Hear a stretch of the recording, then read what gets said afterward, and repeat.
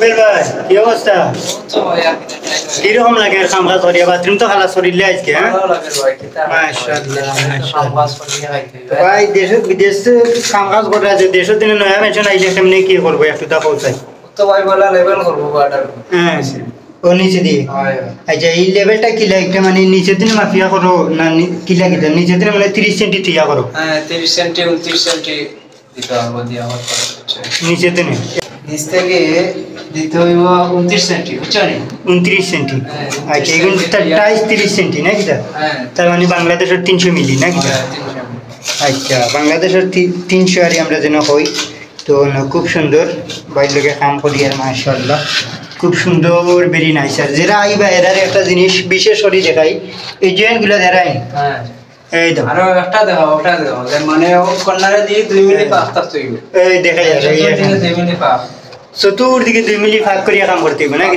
কাম করতে হইব, কর্নারে দিয়ে চাপাই তো নাকি, চাপাইলে সমস্যা, ইঞ্জিনিয়ারে তো দলের সমস্যা আইব। আর বরাবর করে কাম করতে হইব, কাম কম হইলে সমস্যা না, বরাবর করে কাম কম হইলে সমস্যা না বরাবর। আপনার এই বাথরুমটা যে করছো কতটুকু টাইম লাগছে? আমার হ্যাঁ আমার 1.5 দিন লাগছে।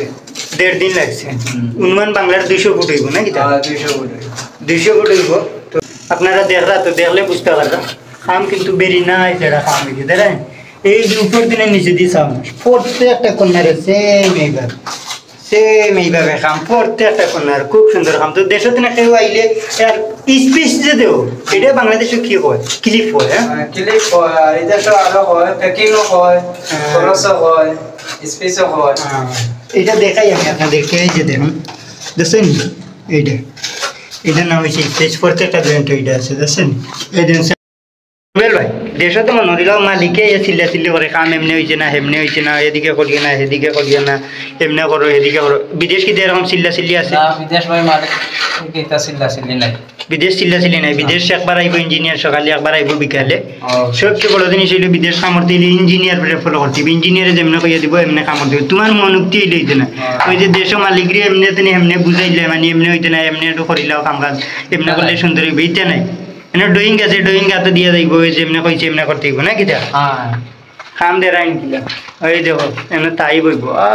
Very nice. বাইরের একটা দৃশ্য আইছে, খুব সুন্দর বাইরের দৃশ্য দেখছেন।